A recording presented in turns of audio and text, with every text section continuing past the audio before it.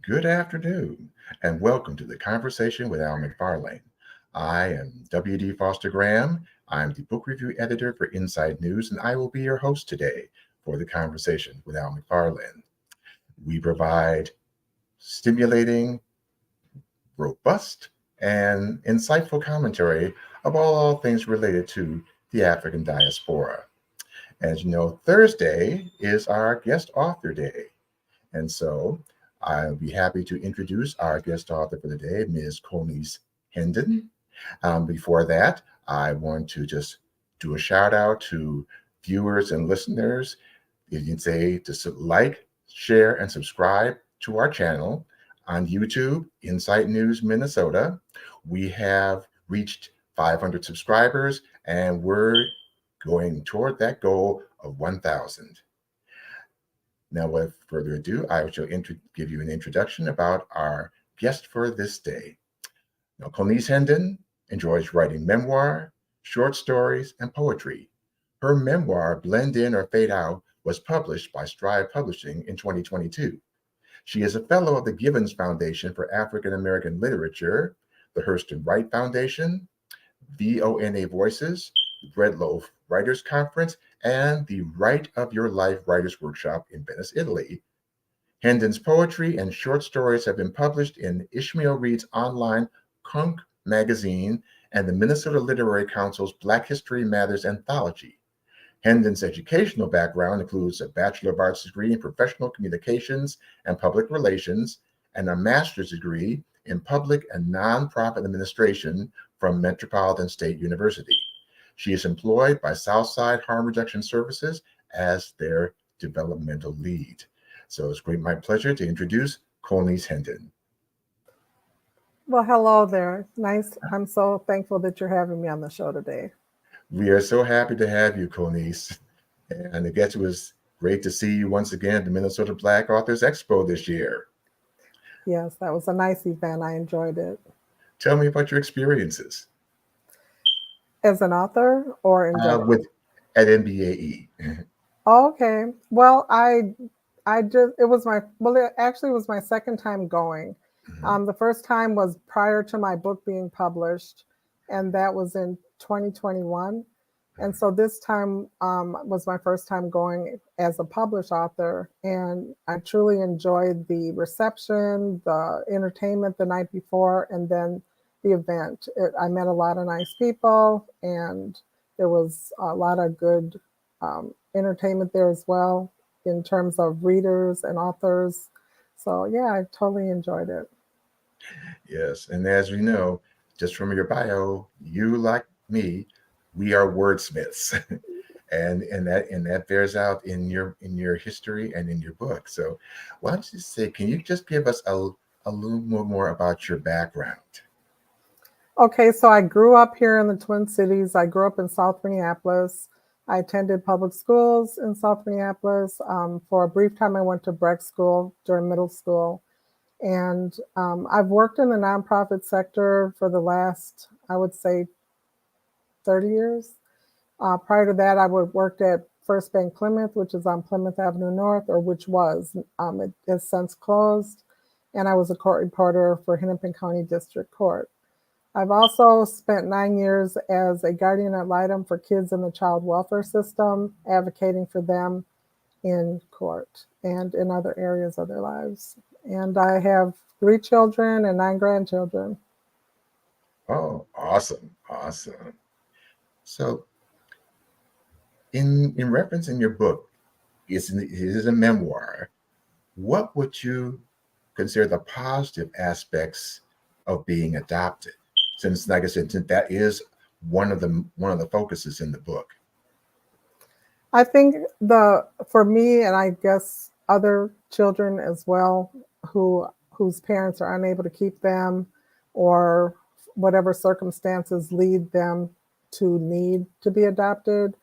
I believe adoption is a better option than foster care because of the stability and just overall being part of a family instead of moving from family to family, which can be very damaging. So within my own family, I had a very wonderful set of parents. I had everything in terms of love, in terms of a stable home, in terms of education, enrichment, everything that parents would endeavor to give their children were given to me. So I would say that that's a positive aspect, is becoming part of a family. When you prior to being adopted, you didn't have one. Yeah, because I've heard so many like horror stories in like the foster care system, and I guess like the system itself, we know many ways it's flawed. Yes. So, when it comes to the flip side, what were say the negative aspects for you? I think that the negative aspect came about when I became a teenager. When I was a child, I mean, I was told by my parents at a very young age that I was adopted. Mhm. And I was aware of it, but it didn't have any real meaning to me initially, other than I would wonder, from time to time, who are my biological parents, and what were the circumstances that led me to being adopted. But then when I became a teenager, I think the reality hit me when I was, and I write about this in my memoir, Blend In or Fade Out, where I traveled. Every summer we would go on a vacation to visit my mom and dad's families. My dad, his family, quite a few of them were in Chicago, and then he also had family in Indianapolis. And then we would travel on to Ohio, to where my mother was originally from. And so this particular summer, when I was 15 years old, I remember going to my grandmother's house. And of course, because we hadn't seen each other for a long time, we would take pictures, family pictures. And back then they had what was called a Polaroid camera. And that's a camera that you could instantly get pictures developed, because that was way before digital photography and all that. You used to take with a camera with film, and you'd have to take it and get it developed, and that was time consuming. So there was a Polaroid camera. We were having fun with it. It was a new gadget. And so we took a picture, and then we passed it around after it developed. And that's when I think it struck me. I think prior to that I had known, I don't know, I don't think I was that conscious of the fact I looked very different from my adoptive family. But anyway, this particular day, I looked, as the photo was being passed around, I looked at myself, and I was just so different. Skin tone, hair texture, so many different things. I was different from my dad's side of the family. And it really bothered me, because in that picture, I could see how much everyone else looked alike. And that was when I think the reality of it kind of really struck me. And so that would I for me, that was probably the only negative. Just, well, it's a huge one. I will not try to minimize it. Not knowing where you came from. It can gnaw at you. It can eat at you. And everyone doesn't have the same experience, because my brother, he's never questioned, never looked back. He's just totally just accepted, all the benefits of our family, but me, I was, I guess, more inquisitive, like, oh, who are these people and what happened? So, Understood. And I know something else that you had learned when you were in your 20s. You said that you had learned at that time that you were a biracial woman. right. So how tell me more about that discovery and that journey. Okay, so growing up, and in most, I would say most African American families, there's a range of skin tone. And so in my family, like my mom's side of the family, they were from Ohio. They were mixed with Native American and Black. And I think possibly even there was a white slave master in there somewhere. On my dad's side, they were not as racially mixed. So my dad's side of the family was darker in complexion. So my point is that I was used to a range of colors. And my brother and I looked very much alike, even though biologically we were not blood related, but we looked alike. So I had someone in my family I looked like, and I didn't question. I People would ask me like at school, "Oh, are you mixed?" Because that was the terminology back then. Biracial was kind of more recent. Mhm. And oh no, I'm not, because I was a kid. It's like my mom and dad are black, I'm black. And so that was how I developed my racial identity. Because my parents didn't talk about, and once they told me I was adopted, it was just kind of a closed book, like, okay, but we didn't talk about it. And so it wasn't until I became, and I think I was in my late teens, um, maybe early 20s, but I think it was my late teens. And one day I just looked in the mirror and I just kind of was struck by, oh, I wonder, I had never asked the question. So I asked my mother, she was in the kitchen cooking dinner, and I said, Mom, I said, was my biological mother white? And she said, oh, yeah, she was, real casual, cavalier, like, no big deal.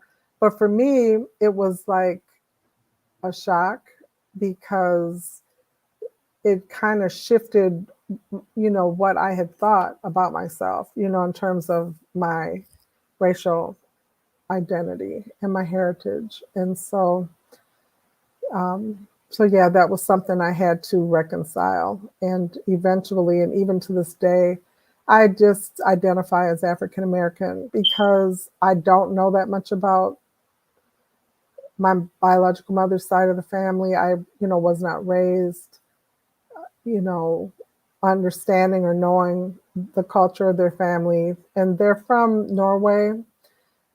They Her parents immigrated to America in 1928. And so her mother spoke. I never met her mother because she passed away before I was born. I mean, before I met my biological mother. But she spoke Norwegian, and my younger sister, who my mother had like 8 years after I was born, she was very close to to our grandmother or her grandmother, and so she can speak a few words, and she remembers like some of the cultural aspects of being Norwegian. But I don't have that history or that experience, and so I've just decided, or I don't even think it's a conscious decision. I just see myself as African American, and some might debate that, but that's just how I was socialized, how I was culturalized, and how I was brought up. Yeah, I know. Identity does play in a factor, especially when it comes to adoption. Um, so, as an adult, when were you able to, learn who your birth parents were, and when you met them, how that impact you? Because I remember reading a section where you did make an attempt once, but you couldn't access the records. Right. When I turned 18 years old, my mother told me that my brother's godfather was the attorney who had been involved in finalizing the adoption. So I had tried to, even as a child, calling Hennepin County Records, trying to find out if they would release my birth records, and they were sealed. And I even, at 18, I started the process of trying to find out who my birth mother was. And my godfather had the records, because he was the attorney, and he was able to tell me my birth mother's name, which was Nancy Hansen. Mhm. But when the process of initiating a search at that time, I don't know if it's changed, is you have to write a letter to the Department of Vital Statistics, and then they in turn will contact the adoption agency that you were adopted through. In my case, it was Children's Home Society. And so when the search was initiated, I was assigned a caseworker or a worker, social worker, and she attempted to locate my birth mother, but at that time she wasn't able to because her maiden name is Hansen, um, and like the state of Minnesota is filled with Norwegian immigrants. So Hanson is a very Yeah. common name here. And Yes. so she wasn't able to locate her at that time. And so I just kind of dropped it at that point. I just decided, okay, well, that's just a closed door that will possibly never be opened. But then 4 years later, when she was getting ready to retire, my file and a couple other files were the ones that had not been resolved. And so before she retired, she had said to herself as a goal, I'm going to work on these files and see if I can close these cases before I retire. And so one day I was at work and I got a call from her. Her name was Meiko Ito. And she said, Colnese, just and she explained what I just explained about her process and why she, was contacting me. She said, I decided to take another stab at trying to locate your birth mother. And she said, when I looked in the file, I noticed that two of your uncles have very or somewhat unusual names. One's name was Leo, one's name was Rooney. The other one's name was Eric with a K, which is a little different, from the average Eric. So she looked again. She was able to contact one of my uncles, and he in turn put her in contact with my birth mother. And so I was able to meet her that very same day. And it was so overwhelming.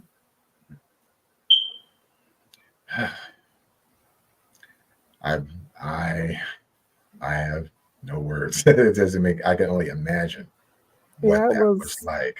it was really overwhelming because I had given up. Mm-hmm. And then it was like, God, he just opened that door for me. And I just really am grateful because, I think it's just so important. And it's one of the reasons I wrote the book, because I don't think that the average person, who knows their family, knows their history, I don't think well, this was my thought. I may be dead wrong, but my thought was that the average person doesn't know what that feels like, not to know who you are, and not to know, what were the circumstances that your mother, couldn't keep you. And Mm-hmm. so it was just really like information that I needed, like for my own mental health, for my own sense of self, for my own psychological well-being. And so it was very, I would say it was a good thing. I mean, it didn't necessarily have like that storybook ending that I think we all are looking for in life. I mean, we met, and there was a lot of hard feelings that I harbored. Mm-hmm. And I think I didn't know this then, but since then I've done research on what it's like to be a mother that places a child for adoption. And they also have issues they suffer. Most of them suffer from that. And I didn't, at that point, I was too young and immature, I think, to consider her side of things. I only considered my side, and I just, my side was bitterness and hurt and feeling like, why did you give me away? That was my immature. I mean, I won't even call it an immature response. I'll call it my real live, real raw. This is how I feel. Um, and so the fact that she had her own feelings, because it turns out she didn't want to give me away.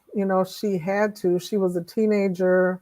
Her father had passed away the year before.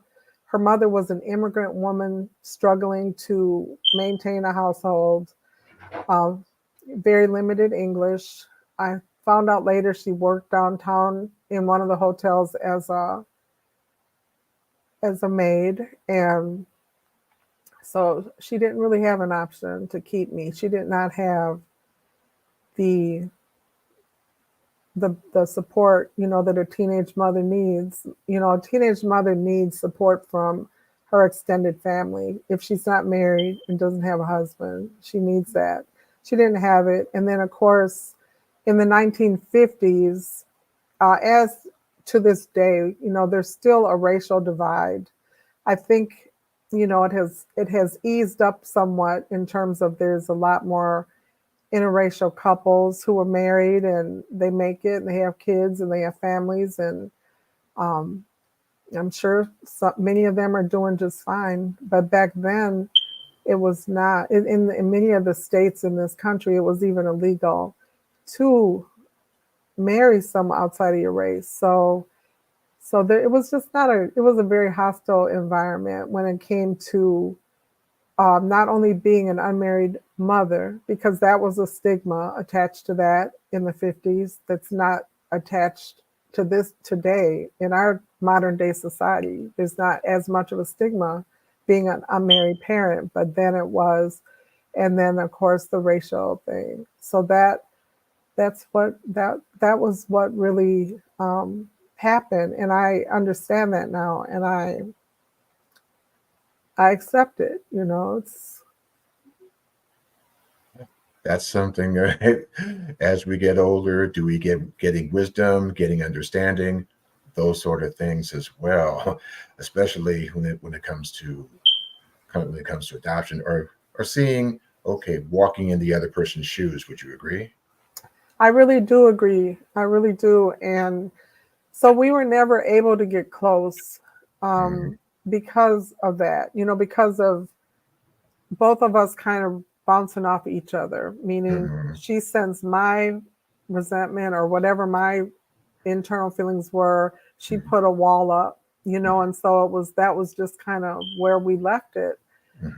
But you know, I I hope and pray that maybe one day, like in the next world, we'll be able to resolve that, but on the other side of the coin, now that I've met my biological mother, and then she in turn told me who my biological father was, and I had a chance to meet him and get to know him and his family, and so now that I have children of my own, which I did even then, my daughter was very young at that time, and then I have since had a son, and then I adopted another son. But anyway, even though I didn't grow up with my biological family, my children were able to know who their cousins are and who their uncles and their aunts, and they know who their extended family is, and that always helps. So it's I think it's a work in progress because even when you know your biological family, you don't always, because you didn't grow up together, there's still not that 100% that family feeling that you can have when you do grow up together. So what I just read a book by an author named Angela Tucker, and it is, what is the name of it? Anyway, I'll think of it in a minute. But it's called "You Should Be Grateful," and she was transracially adopted. And so gratefulness and gratitude is something a lot of adopted kids feel, or I don't know, I never got the feeling from my parents that I should be grateful. So that might be transracially adopted kids, experience that more, or that's more of an issue. But at any rate, she came up with this term in her book. It's called Sonder sphere. And that is a term that she used to describe what becomes your network and what becomes your family when you're adopted. Because, I have relationships with my adoptive family. I have relationships with my biological family. And then I have relationships, and I don't know if this is just because when you are adopted, you learn how to adapt and be a part of other families very easily.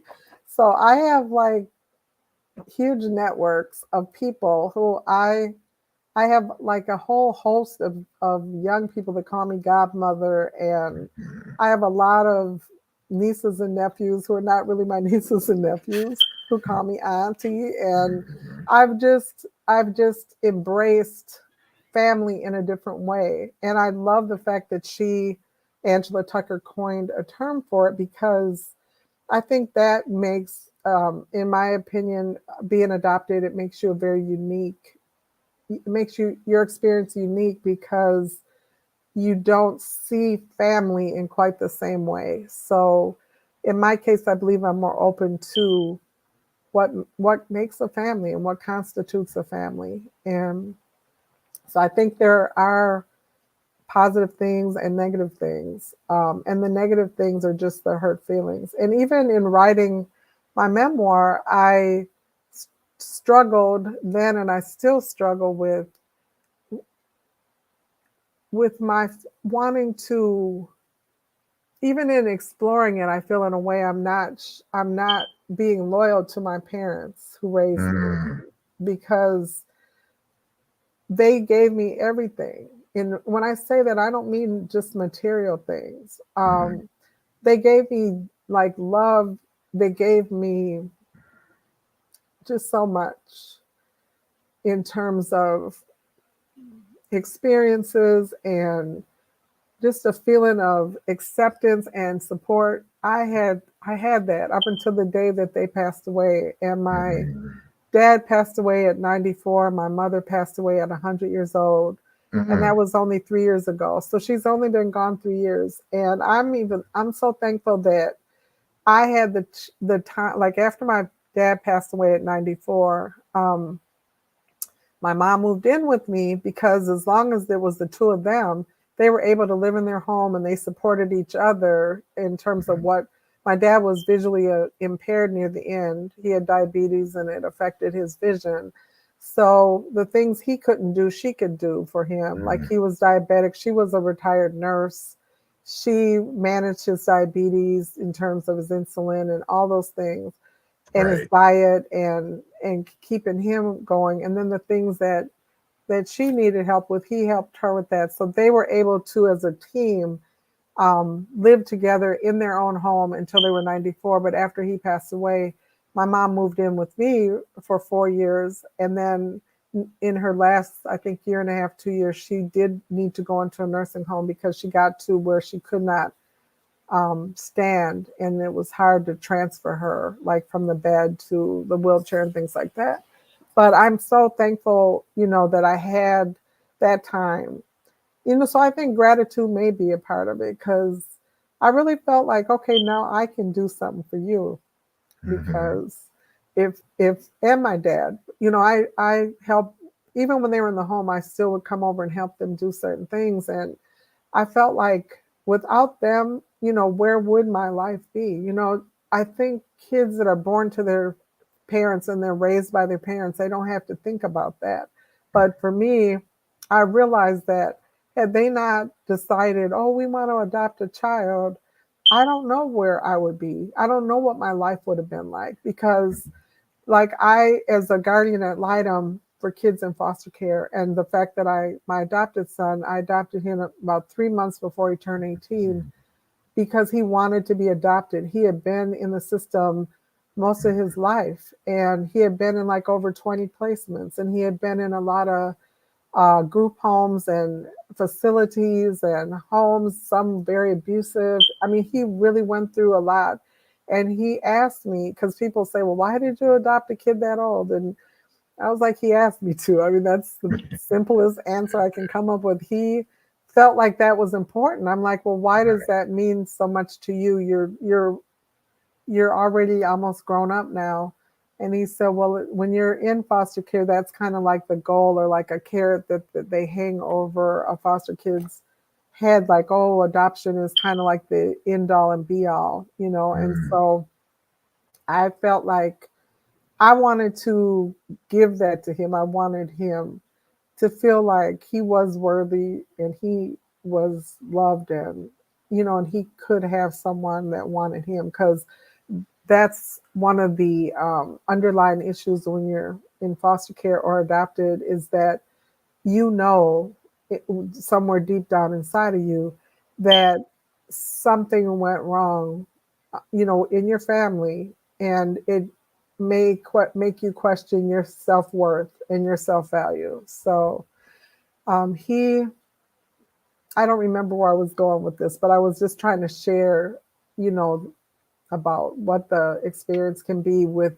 and yeah, now I remember now. I was trying to loop back to when I've looked at, his life and other lives, people I know who did go through the system, and I recognize that by my parents adopted me, I didn't have to go through that. So I was happy to be able to give back to them. Like, you gave so much to me and my brother, and so I'm so happy to be able to give back to them, and I did. And so I have no guilt or regrets. I feel like I was a horrible child. Let's not lie. Let's not get it twisted.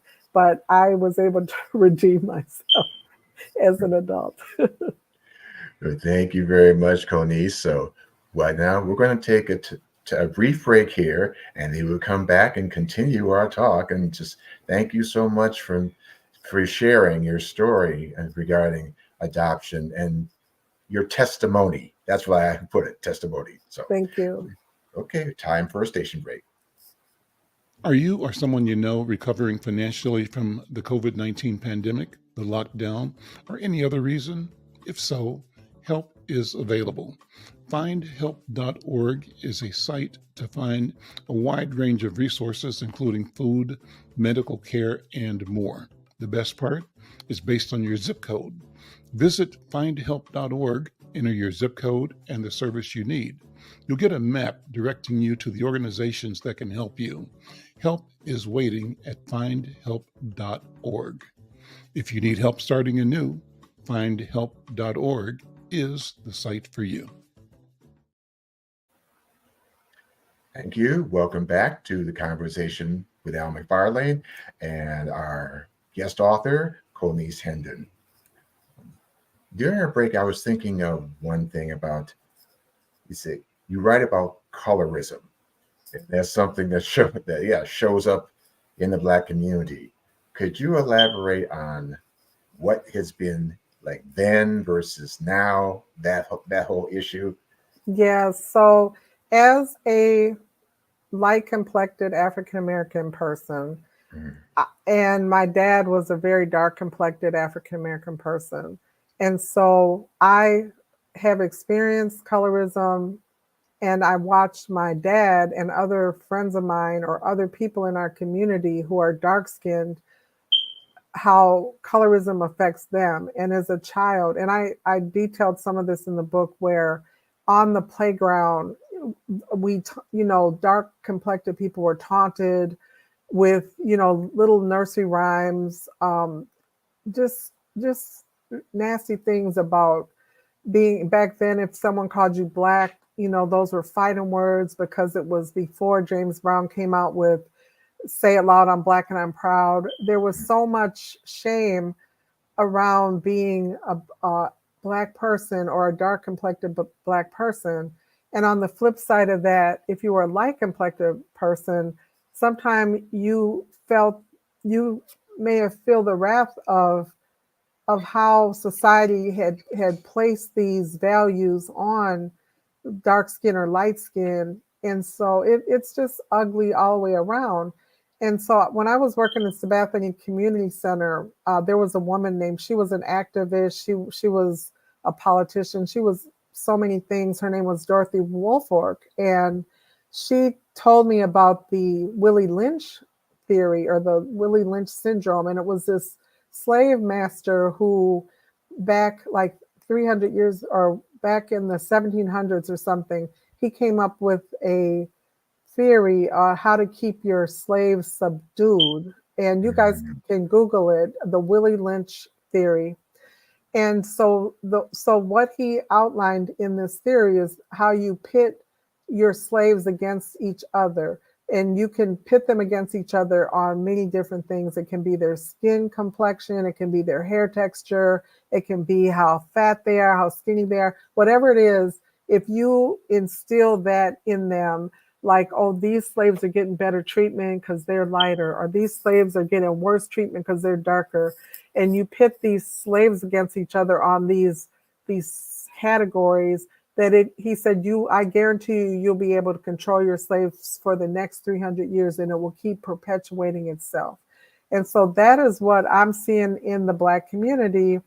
Even though we're not in slavery anymore, these negative messages that we've internalized we continue to act ugly towards one another, or just put down the next person for things that none of us can help. You know, when we're born, our DNA has already decided what we're going to look like. And so just like I didn't choose to be this complexion, the next person didn't choose to be their complexion.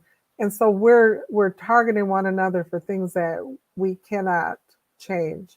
And so the reason I decided to bring it up in my book is because I just think it's important. And I didn't hopefully, I don't believe I preached or beat anyone over the head with it. I just dropped little nuggets throughout of examples of how it played out in my life, you know, how it's played mainly my own life, because I can't speak for the next person.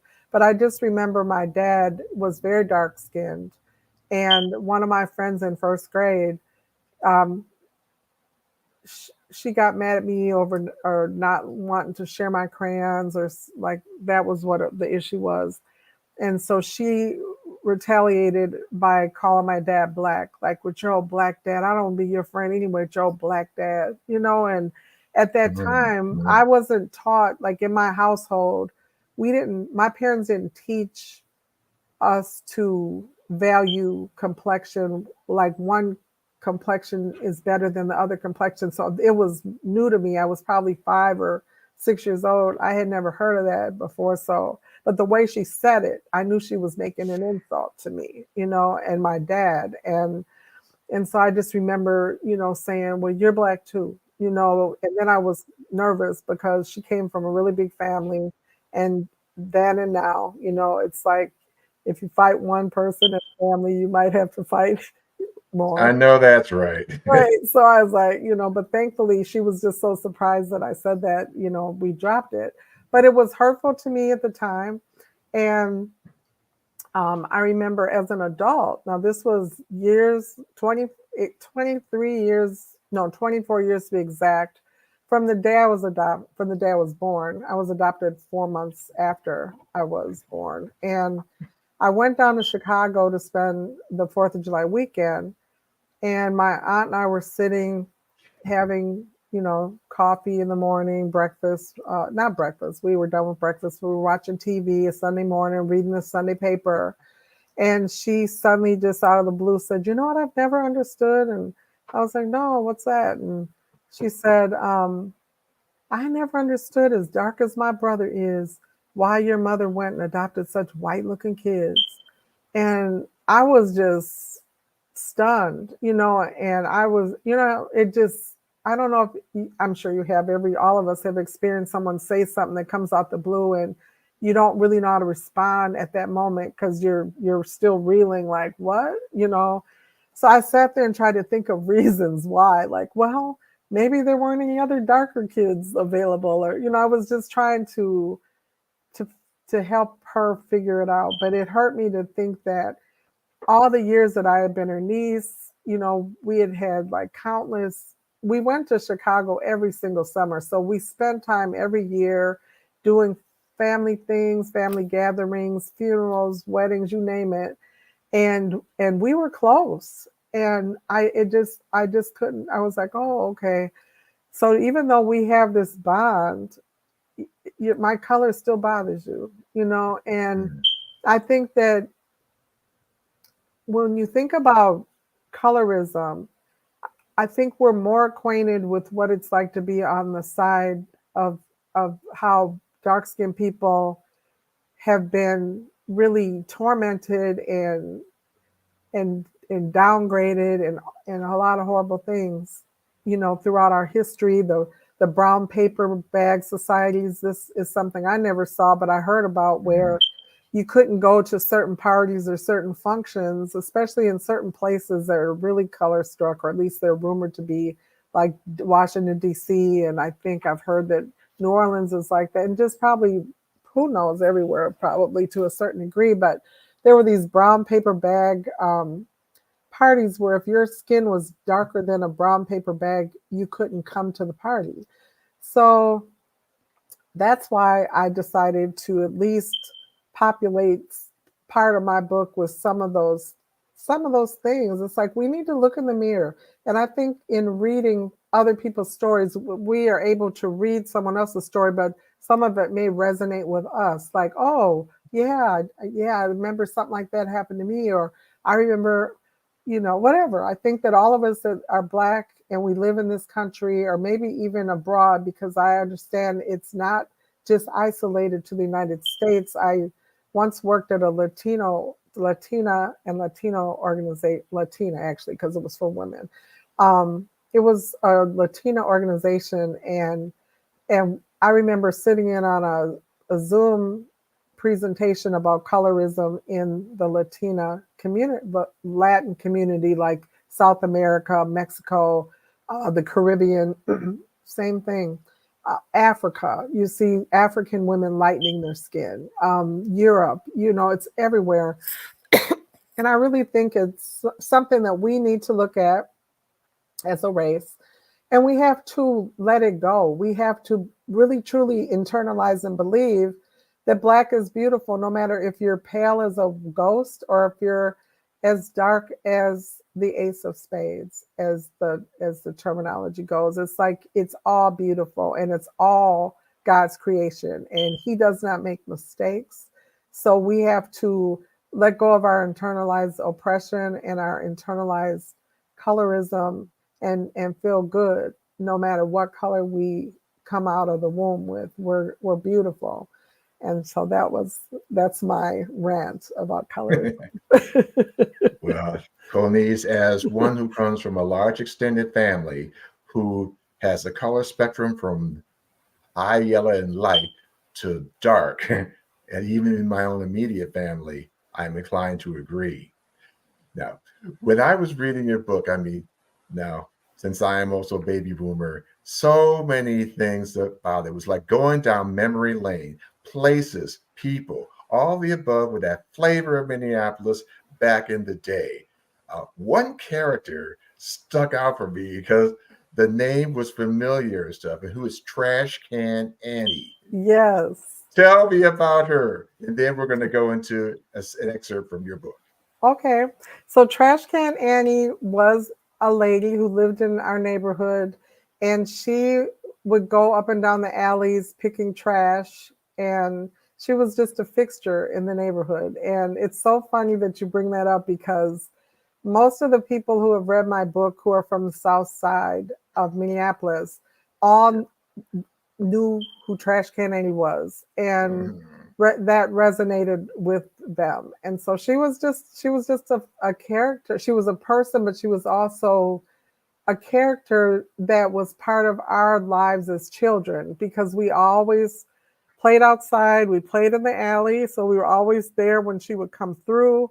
And she dressed like a man. She wore a headscarf around her hair, and she picked in the trash. That was what she did. And there were rumors about her, like, oh, she was really a rich woman, wealthy, and one time there was a fire in her house, and they found a trunk full of money, and that when her husband died, she started dressing in his clothes. There were so many different theories and rumors about her. But yeah, she was part of the neighborhood, part of the folklore of South Minneapolis. Well, being from South Minneapolis myself, yes, she was. Yeah, she was. And what really was interesting, a friend of mine who I grew up with and went to grade school with, told me that was her great grandmother. It was her dad's grandmother. So she had a family, and we don't ever know what happens to people that makes people go in different directions. And so I just think about her fondly and hope that she's well wherever she is. I know she's gone on to the next world, but yeah, she was definitely part of my childhood. Likewise here. So now, that being said, can you share an excerpt from your book? Okay, I shall do. So this is a chapter in the book and it's called Bonding. It was a warm summer day in early September 1998. I was sitting at my desk in front of the computer screen, focused on completing a grant proposal, when the phone rang. Good afternoon, Sabathani Community Center, I greeted the caller. Colnese, if you want to see Nancy before she dies, you need to visit her today. She's at North Memorial's Hospice in Brooklyn Center. It was Lynn, my sister China's husband.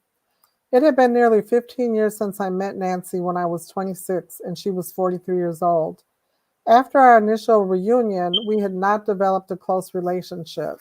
I could not get over being given up for adoption, nor could I transcend the racial and cultural gap between my African American upbringing and Nancy's Norwegian heritage. Apparently, neither could Nancy's extended family. The only other relative I had met on her side of the family was her brother Leo, a North Minneapolis police officer. Meeting him was happenstance. It had taken place only because the bank where I worked at the time had been robbed, and he was one of the officers dispatched to the location. Despite my distance from Nancy, I was able to develop a relationship with my sister China and her immediate family, which included my niece Jaquela, 3 nephews, Brian, Christopher, Trahan, and their father Lynn. After asking Lynn for directions to the hospice, I left work and drove straight over there. In early June, Nancy had been diagnosed with lung cancer, which had metastasized to her brain. Although she had undergone chemotherapy, the cancer was too far gone. Now she was dying. When I arrived, Nancy was sitting up in bed, eating chunks of fresh fruit from a small bowl. The brightly colored cantaloupe, watermelon, and honeydew looked inviting. Her failing organs had infused her normally pale white skin with varying shades of olive green. A colorful silk scarf covered her head. When I had asked the men in her life to tell me about my mother, they had described Nancy's hair to me before describing anything else about her. Her first husband, Pumpkin, reminisced about how Nancy's long, thick, wavy hair had glowed beautifully in the sunlight with hints of auburn. He described how her long hair cascaded down her back and nearly reached her butt as she walked down the street in the summertime. I remembered how on the day I met her, my baby nephew Brian cuddled in her arms and rubbed her hair between his small fingers as he fell asleep. Now Nancy's trademark hair was all gone. I sat down in a chair near her bed and attempted to talk with her. Are you afraid? I asked. Nancy shook her head and firmly said no. I believed her.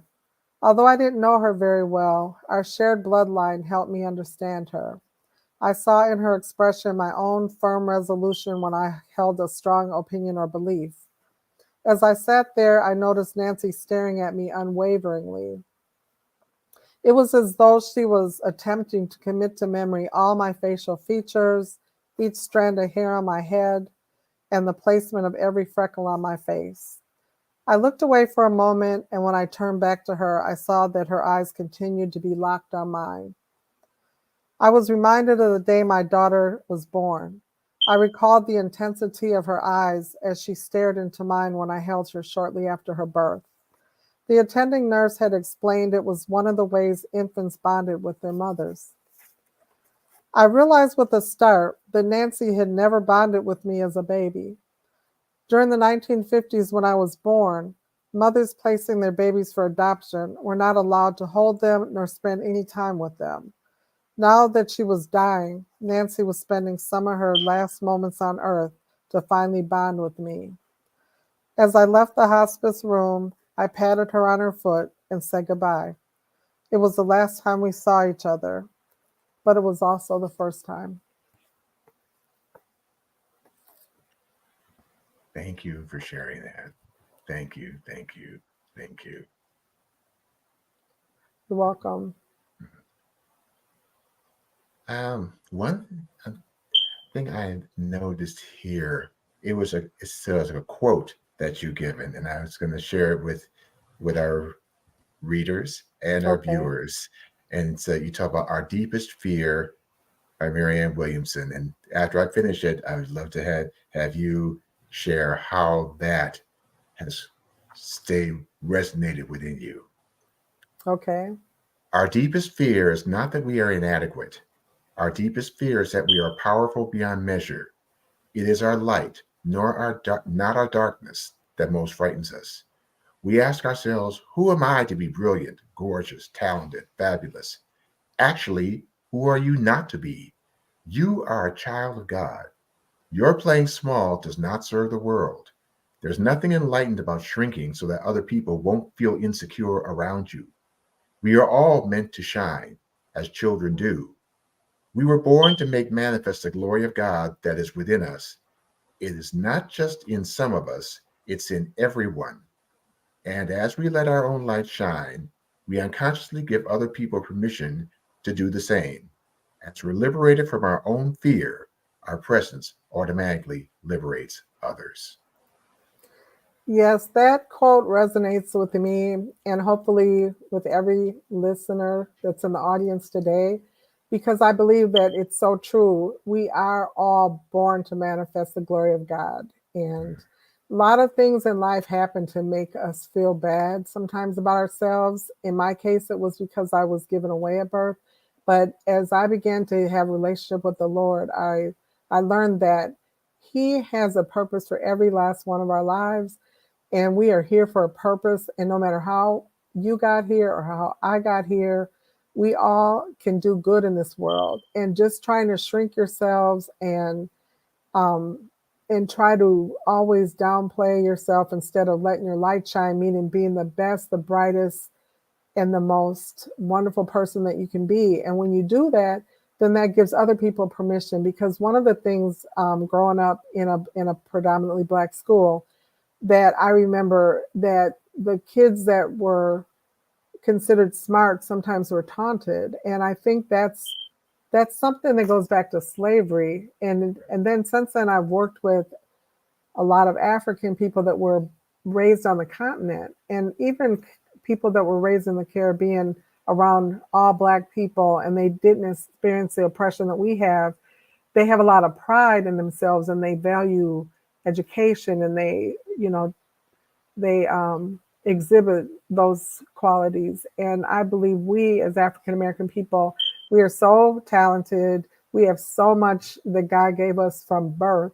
We have so much to share. So I think that if we liberate ourselves to share all of our talents and to be the best we can, then anyone who has been trying to hide their talents and their strengths, they will feel liberated. Like, you know what? I can do something good too. We all have different talents. You may be able to sing. I can't. I can barely talk, but I can do something else. I know how to write. And the next person may be able to draw. The next person might be able to clean houses well. Whatever it is, it doesn't have to be something big and grandiose, but whatever we can do, let's do it to the best, do it to the max, and make this world a much better place. Amen to that, indeed. Now comes a big question for our readers and our viewers. Where can we purchase your work? Okay, so my publisher, Strive Publishing, she has 2 bookstores in downtown Minneapolis. One is in the IDS building and one is on 9th and Nicollet Mall, and it's called Strive Bookstore. You can pick up a copy there. It's also in the Moon Palace Bookstore on Lake Street off of Minnehaha.